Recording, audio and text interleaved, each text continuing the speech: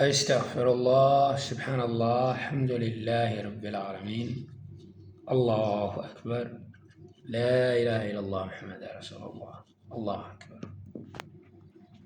Mungu ni mkubwa sana, na ukubwa wake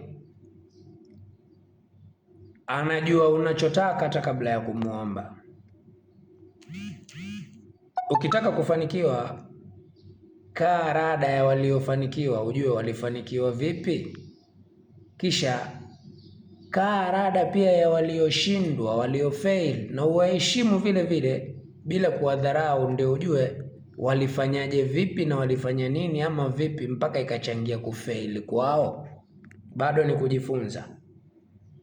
Maana katika kujifunza hatujifunzi tu na wale waliofanya poa, hata pia tunafaa tujifunze na wale waliofanya vibaya, ndo tuepuke ubaya wa wale waliofanya. Sijui kama unanielewa.